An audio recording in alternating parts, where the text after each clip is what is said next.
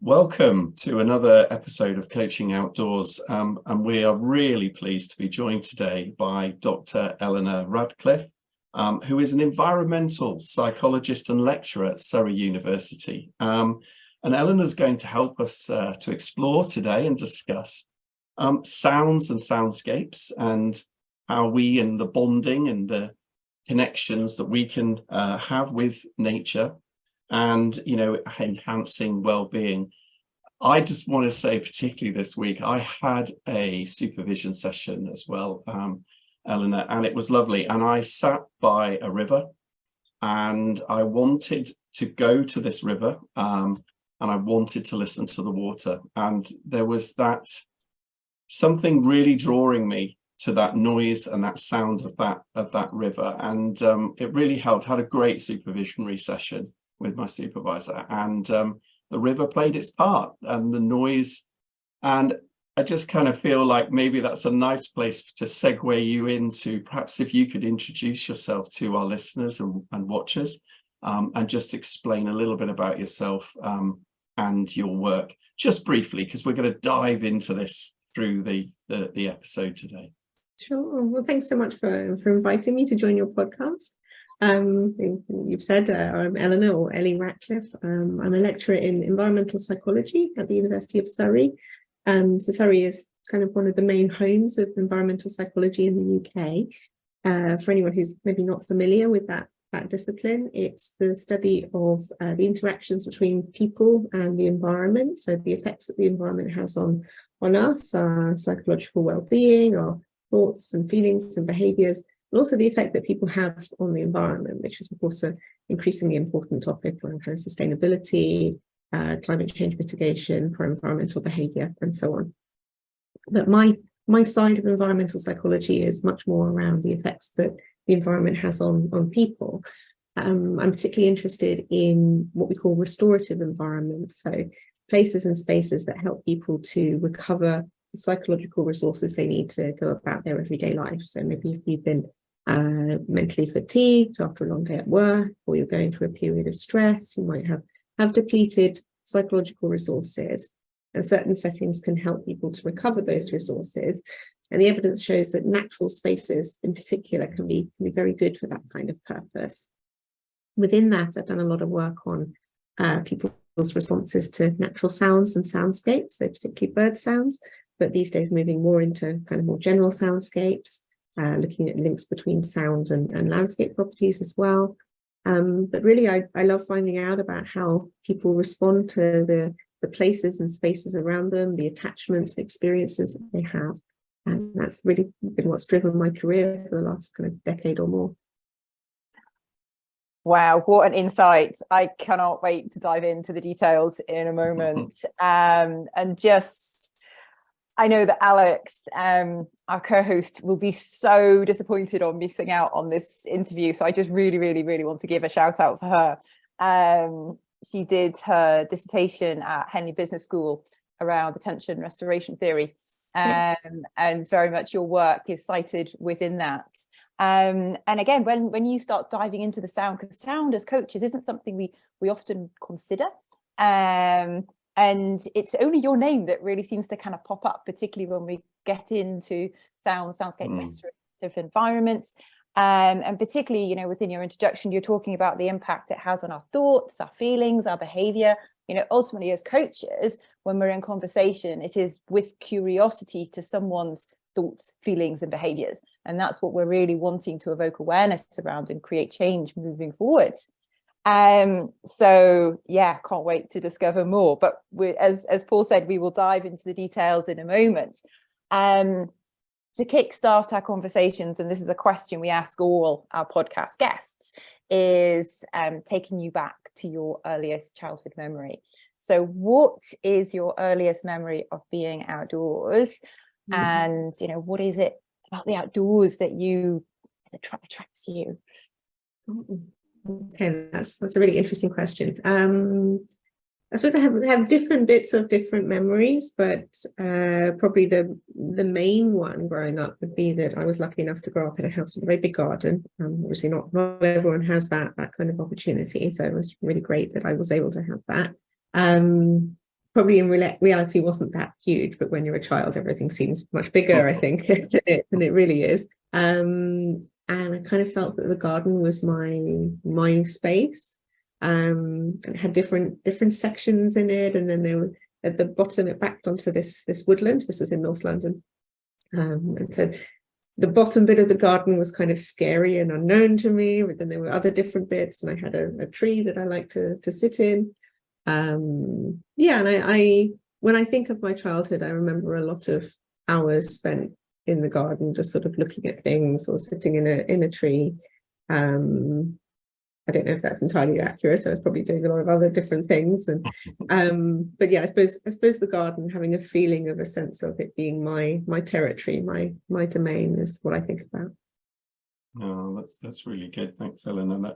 And we just love that question, because it just helps all of our listeners to evoke that going back and those early memories, which is just so important, particularly in the work that we do, and you're making those connections and bonds back to maybe memories. And so, I mean, even taking that forward, could you just build that out a little bit on your early career and your career up to now? And, perhaps our listeners would be keen to understand, what were the key milestones that you feel that got you to this place today? And, how did this interest and all this research that you've done come about? It's a very good question, because I was also, as part of my job, your personal tutor and kind of mentor to undergraduate and postgraduate students, and we talk a lot about kind of careers and what you're going to do in your life. And I never intended to become a psychologist. Up until my early 20s, I thought I was going to be an illustrator and a graphic designer. So after school, I went to art school. I didn't take any science A-levels or anything like that. And I ended up at art school, and I kind of had a realization that it wasn't going to be for me. Kind of couldn't see a career there. And I thought, oh, well, I need a degree. And psychology seemed very, very versatile. Also, people in my family had studied psychology. So I just kind of jumped onto a degree. And then I think probably the first lecture I had, I thought, okay, this is it. Don't know exactly where this is going, but I know this is what I really want to do within this space.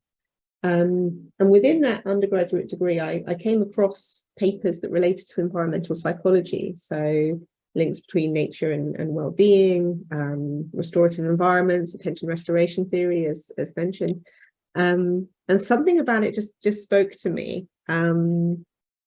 I guess I'm not the kind of nature person where I love, camping outdoors and hiking. I'm never going to be that person, but I love to, sit and look at the plants and animals. And I don't know, there was a big emotional connection I felt between my personality and my identity and the topics in these papers I was reading. And I was lucky to find someone at the university where I was doing my degree who said, oh, okay, I know some people in this community, I can introduce you to these people. So I started kind of getting to know a bit more about environmental psychology. And then from there, it just felt very natural. I thought, this is what I want to do. I want to do this kind of research. I want to become an academic. And I was fortunate that my sister, who's a bit older than me, she's also had an academic path. So I kind of understood a bit about the framework, about what it means to become an academic. So yeah, that's kind of how I found it. So I suppose it was kind of by accident. And then after that, I thought I need to do a PhD. Originally, I never meant to do the PhD on soundscapes and bird sounds, but again, a lot of things in my life seem to happen by kind of happenstance. I came across an opinion piece in The Guardian. This is written back in 2010, I think. It was someone at the National Trust talking about how listening to bird sounds in midwinter might help people to feel better and to lift their mood. And at that time, there was not a huge amount of work going on kind of in the soundscape space around restorative experiences. So most of the literature around sound was about kind of noise and the negative effects of noise, particularly around kind of traffic noise and its effects on people's cognition and their physiology. There was only kind of a fairly limited body of work on soundscapes, and bird sounds not really at all. So I thought, okay, this is going to be my niche, and put together a proposal, and was lucky enough to get some funding to do that, and that's kind of what kickstarted my academic career. But by no means have I been the only person doing work in this space. So at Surrey, we have a colleague who's recently joined us, Sarah Payne, who has been a soundscapes expert for a number of years. And more you start to see that a lot of people have been doing work on responses to soundscapes and nature sounds in terms of well-being. I think it's just taken a bit of time for it to become a kind of critical mass, and also to be spoken about in not just academic papers, but also in kind of the media, in popular science publications. Whereas previously it's been more about the kind of holistic nature experience and looking at things in nature and going outdoors. The soundscapes work has perhaps received less attention, but that doesn't mean that it's not been there. Yes.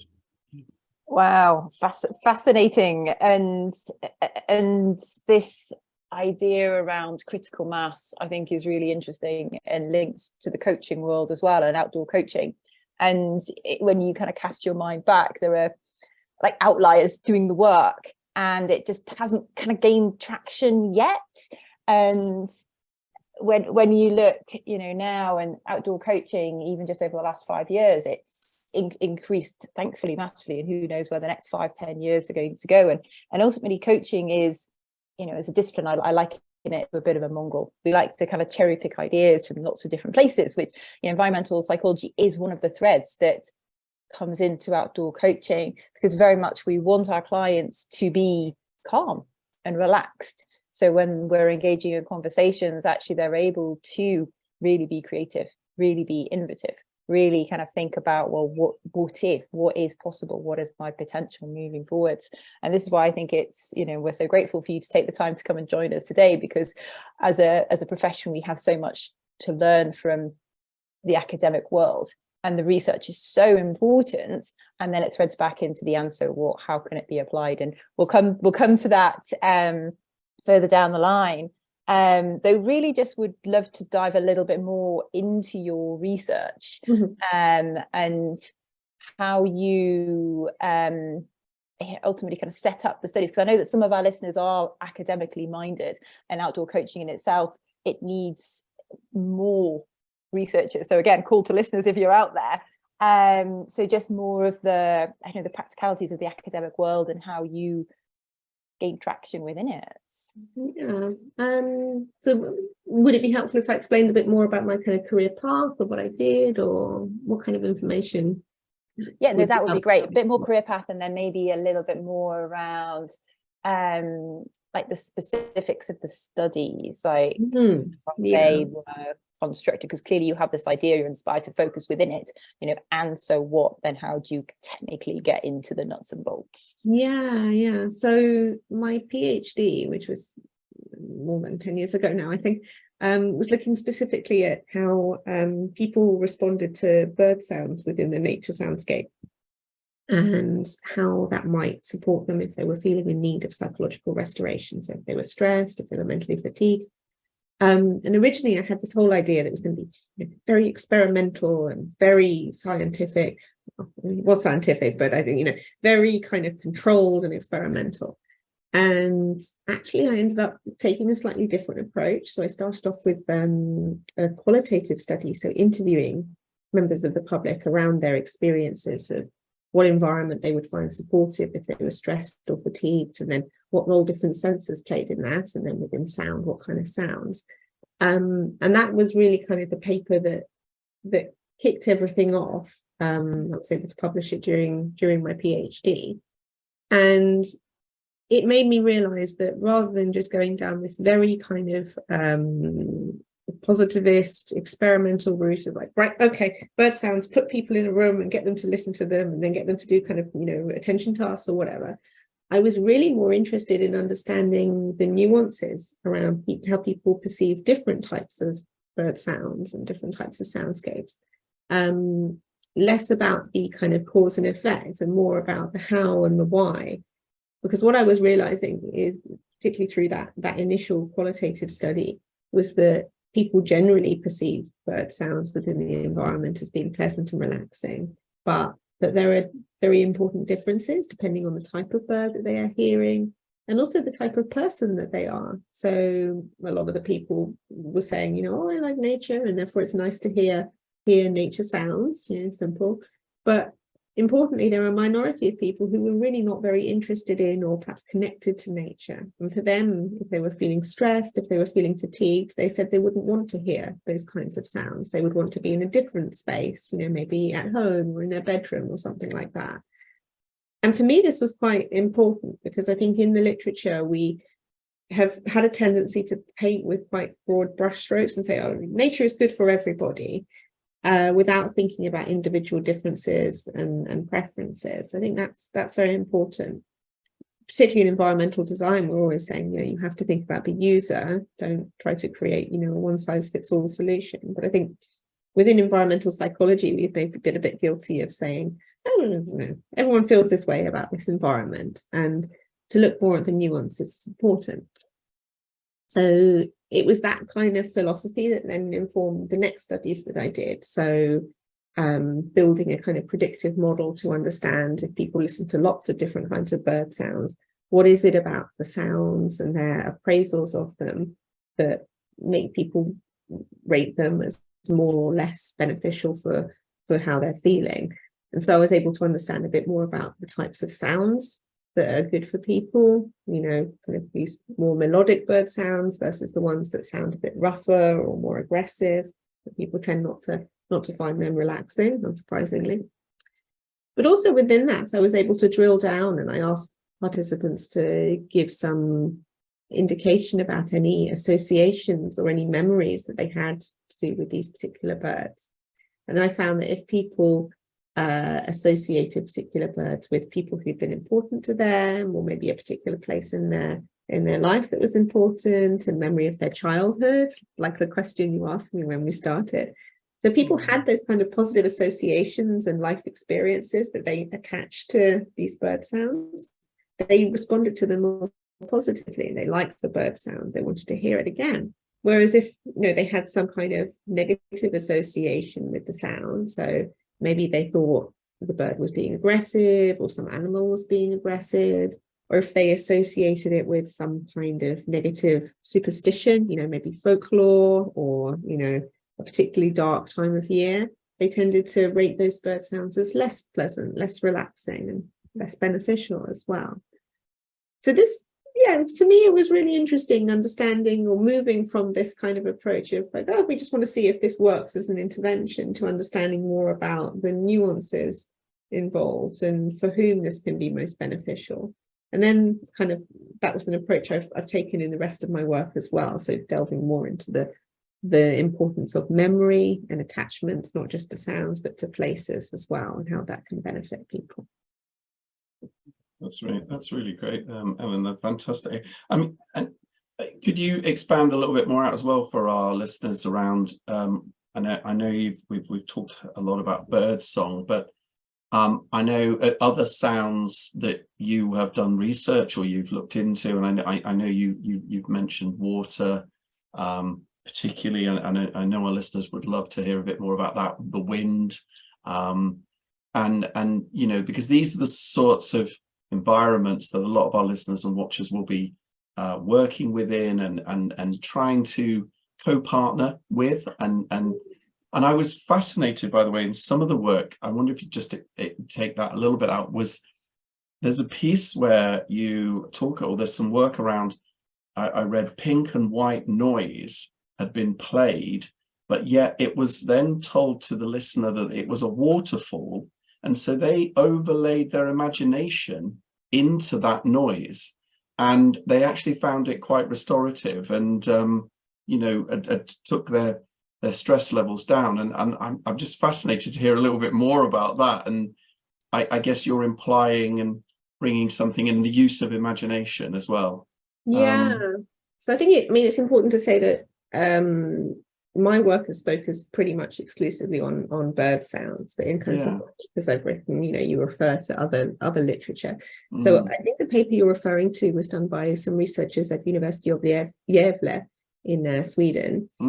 And you're right, what they did is they played participants the same sound, which was this pink noise, which is very neutral sounding, and they gave participants a narrative that was either this sound comes from a waterfall or this sound comes from some machinery, and that affected how people responded to the sound, how restorative they rated it as being.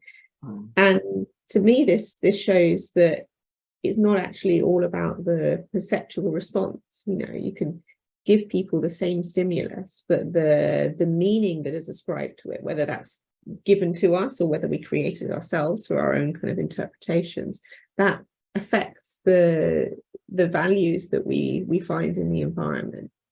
And I think this is very important because for so long in psychology, and particularly environmental psychology, I think we've had this kind of very bottom-up view. People just passively receive the environment and then respond to what they are given there.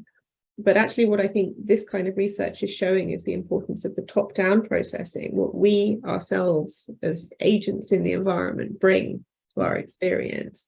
And, that can be positive.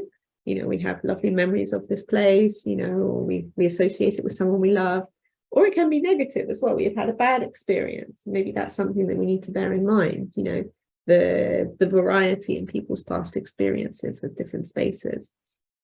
And this study with the pink noise, it's been replicated recently also with some physiological data. So this is by a friend of mine, Simona Grassini. So he works now at University of Bergen in Norway. And so that paper was published just this year in Journal of Environmental Psychology, where they found a similar effect. And then they also kind of built on it by using physiological measures to show how people are responding, not just in kind of the way they say they're feeling, but also kind of physiologically or in their body as well. And thank you for signposting different research. And just for anyone listening in, we will make sure that there are links to that in the notes on the website so that you can dive into all these different strands and see how you can then bring that back into your coaching practice. And this point around not everyone has an affinity to nature. I think sometimes as coaches, because ultimately we're drawn to work outdoors, so we have this embedded love, connection to nature. And then when you're looking through your construct, your narrative, your memories, then it can be easy to kind of assume that everybody is the same. And it would just be just maybe to dive into if you've got any specific memories from some of the research that you carried out, some of the within the interviews, maybe some particularly surprising comments that came through that maybe they really supported, or maybe they were totally contrary. Just specific examples that maybe just stuck to mind, because it's really just gives a bit more context. Yeah, absolutely. This is one of the reasons I love doing qualitative research, is that you hear these stories directly from people. It really gives that richness to a research topic. But even though I think a lot of the attention goes on these kind of very quantitative, particularly using kind of brain imaging measures or whatever, for me a lot of the real interest is in what people say about their own experience. So one participant in that earlier study of mine, the qualitative interviews I mentioned during my PhD, one participant, it was a while ago now, so I have to try and remember. One participant was actually a therapist. So she had been a family doctor, and then she had retrained in her retirement as a therapist. And she said that when she was kind of reflecting on discussions with her clients, maybe she would go out into nature, and she walked by a river. And she was talking about the kind of the continuity of things in nature as well. So kind of the flow of the river, and how it had been there over time, and how the sound kind of was very continuous. And so I think that's something I found in a lot of work the work that I do, that's not always related just to sound, but to people's general experiences of nature environments, is that people get a sense of continuity from what is there. You know, this tree has been here for hundreds of years and it will probably outlive me. I think one of the things is that it can help people put their concerns, their issues that they may be reflecting on in some kind of context or proportion, maybe is even a better word. So that's something that participants in a lot of my work, sound and not sound related, have said that you know, they think about what's going on in their mind, in their life, and then they look at that in relation to the natural world and they realize they're kind of a small part of it and there's something, a bigger whole going on there. In terms also of kind of challenging, I guess, the status quo, I mentioned participants who maybe have said they are not very connected to nature. And to me, that's been quite interesting, because it again, it makes you realize that not everyone feels the same way. We have to consider these individual differences, I think, a lot more than we currently do in this academic space. And also people who have playful experiences in nature. So one of my participants in that interview study, he was talking about kind of finding nature in unexpected places. And we were talking about birds. And he said that he had been to a house party where someone had a little bird, a pet bird, and that this guy had been DJing with some vinyl records, and then the bird started sort of chirping and joining in, which I thought, I mean, it was just very funny. But also it was about having this kind of playful interaction with nature, and not just about kind of passively listening or looking at it, but creating something together with nature. And that's actually driven some of my work in other directions about, you know, how nature supports creativity, how people could have maybe kind of social relationships with birds that visit their garden or other animals, things like that. So to me, that was quite playful and surprising, and maybe a different way of looking at our engagement with nature. That's really good. It's fantastic. I just really love the whole. I really landed with me when you were saying about you love and interested in the stories that people tell, and almost that qualitative side, which of course for us as coaches and, you know, working, we're working with that story, and, you know, bringing some insight out, or some new learning, or and so I just that really landed and connected, and I'm sure it will with our listeners and watchers, about just using sound to, you know, as another tool in our senses to elicit, you know, awareness, connection, or attachment to something that perhaps was positive. But and I think it's really worth saying, I mean, we've had some previous episodes as well, Eleanor, you're right, where we also must be cognizant that, you know, the nature and the environment, or the sound, could elicit a negative response. You know, and I think, you know, it's very cognizant of us as coaches and, you know, people working in this area, that we're aware of perhaps that background, and that taking someone to this environment outside, it may not have always the right effect. And you know, we should always be very aware of any previous experiences. And so I think it's really good that you've highlighted that for us. Moving that on, I mean, for the work that you do and going out with birdsong and stuff, how could our listeners, you know, with your experience and your research, you know, use some of these techniques perhaps more day to day in their working lives, or even their own personal life? That, you know, are there sort of some you know, key jewels of information that you could share that perhaps might be worthy? Yeah, it's a really, really good question. And often it requires kind of a mind switch for me, because I think, you know, in this kind of more academic way, but then, you know, it's very important to translate that into what people could actually do in their daily lives. And I guess the main thing that I can suggest is actually making the time to stop and listen, or attend to one's surroundings. I mean, it sounds like a small thing, but I don't know about you, maybe other people are like me. I often find myself just kind of going from point A to point B, and half the time I'm thinking about, that Teams message I got to write, or, the next thing I'm going to do. Whereas if I really thought about it, I could use that, that walk to actually look around and find something new in the environment. And you find things that are surprising as well, like a little bird in a bush, or this squirrel, or something like that. And that's a really easy way to just kind of be present in the environment. Maybe find something nice to listen to. Doesn't even have to be nature related. So, maybe overhearing someone's conversation that sounds really interesting. It could be anything. But something that maybe takes you out of your head and it makes you feel more present in the physical environment that you're in. That's great. Is there a time bound, have you noted, with any of this? I mean, even the shortest time, or is there an optimal? Well, I guess that depends on your perspective about what the outcome is you want to achieve. Because from this very kind of experimental point of view, maybe listening to 10 seconds of bird sound is not enough to deliver those changes in physiological stress levels, heart rate, skin conductance, things like that.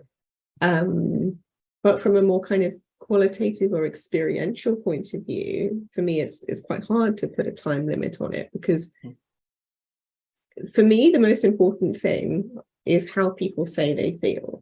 And if you manage to get pleasure or joy from listening to, just a tiny snatch of a bird singing outside the window, to me, it doesn't really matter if that doesn't translate into, your heart rate going down by a significant amount or something. To me, that's not the most important thing. For other people, it may be. Other researchers may have a different stance on this. I guess the thing I think is people should do what they feel is available to them.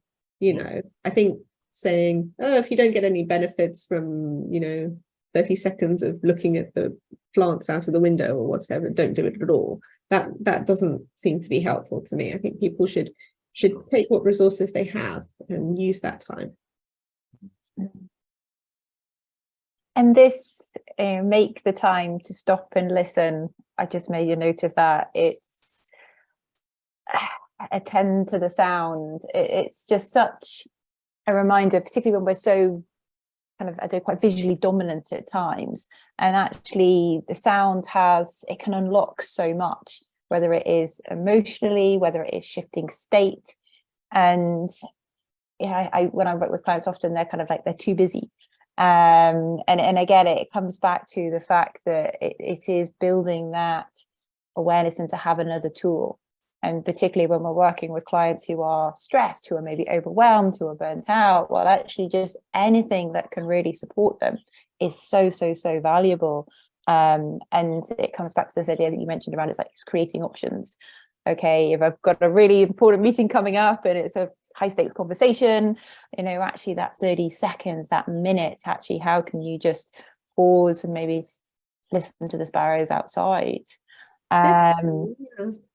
There was before I took my current role at Surrey, I was doing research at Imperial College London, and the project was about rituals. So it was actually about food and drink rituals, so it's quite a different kind of topic.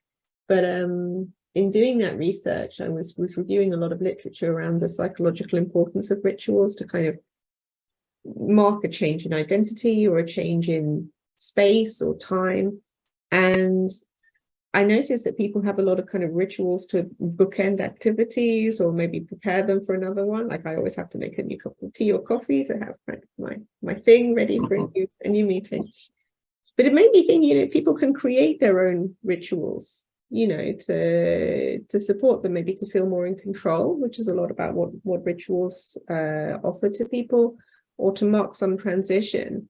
And I don't see why it shouldn't be possible to combine that with nature experiences as well. So, maybe you have your cup of coffee in the morning and you take, 5 minutes to drink your coffee and listen to the birds outside, or, walk around your where you're living in the streets. I think, in a sense, I think some of us started to do those kinds of things during the COVID pandemic, because because, you know, we're thinking, oh, I don't have my commute anymore. Lots of people are saying, like, I'm going to go out for this, you know, 10-minute walk before I start work. I don't know how many of us carried on doing that. I didn't. But no, like, it's perfectly possible to kind of create, I think, these rituals or these activities that can give you this kind of psychological break, and combine that with noticing things in the environment. But it's about doing it actively, making the time to do those things. And I think this is where it's so important your research comes into it, because it validates it, it proves it, there's the evidence. Sometimes when we're so busy within our capitalist system and being productive, that actually having a break and listening to music, listening to the birds, it's wasted time. I could be doing something. And actually that knowledge that, well, actually it's in support of, it's really enabling me to ground, to recharge, to transition. And that is so important. No, absolutely. I think it's very important to fight against this idea of wasted time. I struggle with this myself. I feel guilty for not working all the time. But you have to have those opportunities to replenish the resources you need to, give to other people, to give to your job, whatever it is life is needing from you. You have to make those opportunities to make sure you have those psychological resources. And looking forward within your research, you've done a lot over your career so far. Where do you see it going in the future? What's your, wish, dream, ideal? Gosh, good question. Well, at the moment I'm working on a lovely project with it's a kind of interdisciplinary project with ecologists and economists. So our psychology package is at Surrey, and then there's an ecology package at University of East Anglia, and then economics at University of Glasgow. And it's all around valuing biodiversity. So we are looking at how people value different types of biodiverse soundscapes, and how it can bring health and well-being benefits to people. Also kind of how much are they willing to pay to protect or to conserve those kinds of soundscapes. So for me, it's been really interesting to work with people who are not psychologists. It's a learning experience. You have to work out how different people maybe have different language for the same kind of concepts, or I'm learning things about ecology I thought I would never. But that's really exciting. I'm also working with colleagues in Finland who I've worked with, previously, but we have now a new project which is actually combining nature experience for well-being with also supporting pro-environmental behaviour. And actually, this might be of interest to you and your listeners, because the kind of the framework we are using is derived from an existing one they developed in Finland called Flow with Nature, which is about using nature experiences outdoors to support kind of interventions for mental health. So doing activities and exercises in nature, reflecting on, what I need from nature, what nature needs from me, which may have relevance, I think, to a coaching audience. So maybe I can share with you some links, and you can put those on your website. It might be interesting reading. Yeah, that would be fantastic. We would love that. That would be great, Eleanor. Yeah. And very much, because what I love that is really is there's this intervention. There's that sort of back to that doing. There's some pragmatic element to, flow with nature that they're looking at, and that would be very useful, because, we're always, to some degree, we are the vehicles or to elicit awareness and sort of encouraging people to come outside, away from the boxes and the offices and the boardrooms or the indoor space. And so if we're able to give a tool or a technique that elicits a bit more awareness of our senses, and that would be a fantastic. So yeah, we'll definitely we'll grab hold of that and put that up onto the website. And I mean, coming on to research in outdoors and coaching, I mean, have you done much with anything like that coaching, or bringing that element into research, or are you aware of anything that might be useful? No, Not me personally. I mean, this project I'm working on with the Finnish colleagues, what we are doing at the moment is developing this intervention. So the purpose is to get people to experience well-being benefits, but also think about how they might develop a more sustainable lifestyle. Yeah. And as part of that, there are these kind of sets of activities that kind of, you know, leader will encourage a group to do in nature. I have to say, it's not, that part of it is not my area of expertise. One organization I've been working with, though, they're called Tranquil City. They're a SME, and mostly what they do is around kind of supporting well-being in urban environments through engagement with tranquil, often natural spaces. And as part of their work, they lead walks, so encouraging people to take routes through London, but also I think they've done work in Bristol as well. Walks through these routes where they've identified that people have more exposure to green space, and also the levels of the air and noise pollution are lower through these routes. So that part of what they're trying to do is encourage people to, you know, when they're route planning through a city, to maybe take the route that is slightly longer, but offers more potential well-being benefits. You know, it's lower in the things that we know are not good for people, and offers more opportunities for restoration through experience of green space, because there's lower noise pollution. You can hear more things in the environment as well. So that's a really interesting organization. And I think one of the things I'm very interested in is kind of these small changes that people can make to their daily lives. You know, maybe just taking a different route on your walk to work or your walk home. Absolutely. That enables you to access these opportunities and decide for yourself, oh, maybe I want to, you know, listen to this bird or look at this fountain or something like that.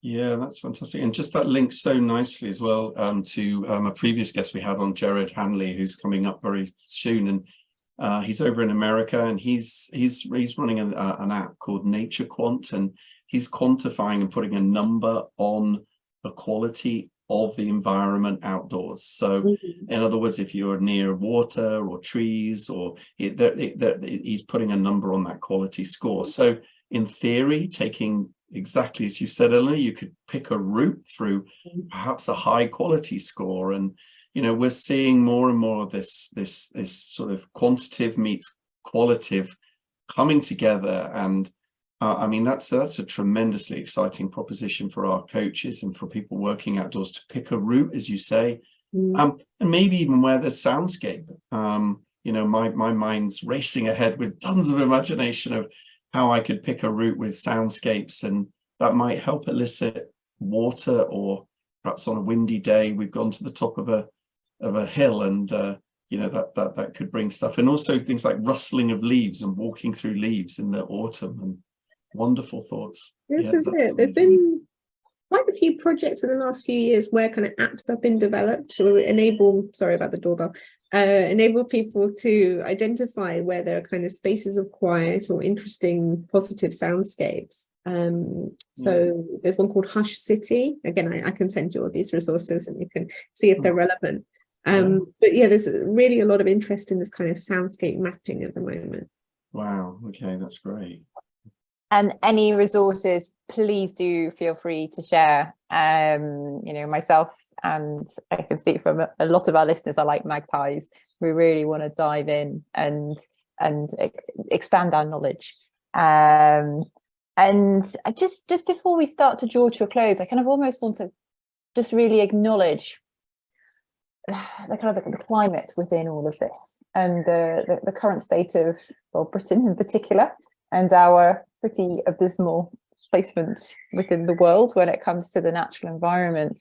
And just anything that you care to add within that, and how your research fits within that and can be a driver to change, because it's yeah, the situation that we've got ourselves in is frankly embarrassing as a human species, I feel, anyway.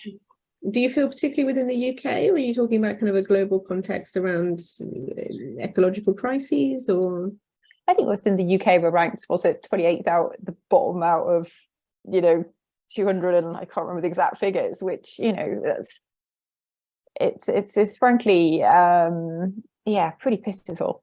And you know, research like this, hopefully in a way, the birdsong that we're hearing is a fraction of what it was, 20, 30 years ago. And actually, what impact then does that have on restorative environments and actually the quality that we're getting within them? And then actually, casting forwards 5-10 years, we're kind of on this plummet at the moment. And actually, what can we do to reverse that trend? Yeah, no, absolutely. I mean, I think perhaps one of the factors in how we've got to where we are is a lack of understanding, particularly amongst kind of our leaders in society, about how interconnected people are with the environment around us. In medicine, you see a lot more of what they call the One Health approach, which is understanding how, ecological and environmental health is a huge factor in human health and well-being as well. I think maybe we need to see more of that in society, a greater understanding of that. At the moment, I feel like policymakers or politicians, and also perhaps everyday people as well, all of us, we somehow think we exist in a separate world to the physical environment. It sounds maybe a bit hippy-dippy, if you tell people, no, you are a part of nature, and nature is a part of us as well. 100%, yeah. And of the lifestyles we lead, it's very easy to forget that. And I'm also no great shakes in my environmental behavior. But by making these kind of small opportunities for ourselves to maybe be more connected with nature, I think perhaps there's a pathway there to get people to understand that, if you want these resources to support your life and to get benefit from them, you also need to invest in taking care of them. I do think people are becoming more aware of that. Unfortunately, it's also as more effects of the climate crisis are coming closer to home, you start to think, oh, this is actually happening. We're getting 40-degree days in the UK that would be unthinkable previously. So I think people are starting to understand that this is happening and this is now here. But making, policy changes that act on that, I think seems like an uphill battle. But I think by getting more people to see that you benefit in your life from engaging positively with nature, maybe we can start to make those steps. Yeah, that's great. Really, yeah, fantastic. And I totally would, the more we are nature, we are part of the system, and the more that people can really connect and identify with that has got to be a good way to go. And thank you so much as well, Eleanor. I mean, but coming towards, as we're beginning to come to the end, is how can our listeners and watchers, how do they find out more about you? Could you just share how we can do that? And obviously we'll put stuff onto the website and stuff, but perhaps you just like to, where do they go to find out more? Oh, I'm probably most active on Twitter, posting environmental psychology and not psychology related things. My username is EL_Ratcliffe on Twitter. Also, people are welcome to email me. I can, share my email address with you and you can put it there. I'm happy for people to contact me if they want to have a conversation about anything about my research. And also, if you Google me, you'll find my university webpage, Eleanor Ratcliffe. Yeah, and you can read about my work there. Yeah, there's lots of information on there. I would encourage people to, and I think you can see the papers and some of the work and stuff. So it's a great resource. Fantastic. Yeah, really good. Definitely whiled away a bit of time in preparation for this, just immersing myself, and then there's links to other things and going off down different rabbit holes, which was a bit of a treat. One thing I could say is that one of the big problems with research is that often a lot of publications are behind a journal paywall. But if anyone wants to read a paper, I'll be more than happy to send, the accepted copy of anything if they, are not able to access it through some other route. So people who want to read academic papers should not feel that they are blocked from that. If you just contact the author, usually they are more than happy to share that material. That's fantastic.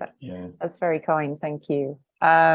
What a 45 minutes. And we could just keep going, I feel, but we want to be mindful of time. This has just been... Well, thank you so much for inviting me to talk. I appreciate it. It was great.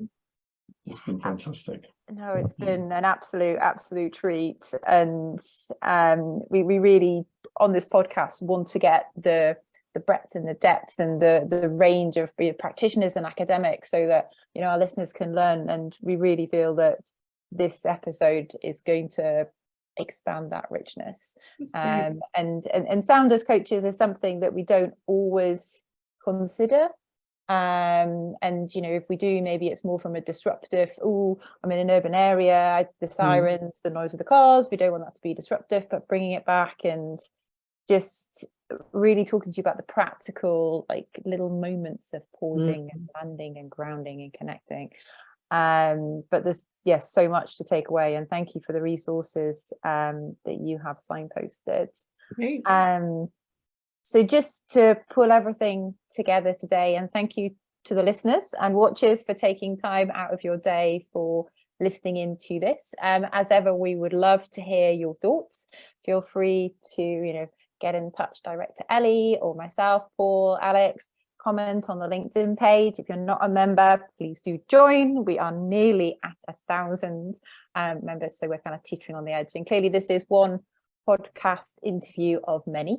We are entering into series 6, so there's over 55 guests, which is the right treasure trove to dive into, so please do. And if you enjoy it, share as well. Someone that you might think wants to develop their coaching practice in a different way, please do pass the podcast information on.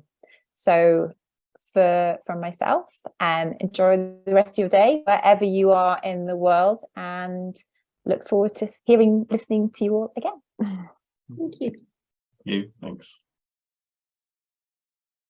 So if you enjoyed what you've heard, like it, share across your network, and subscribe to our YouTube channel and LinkedIn community page, the Coaching Outdoor Podcast. Thanks so much in advance for your support.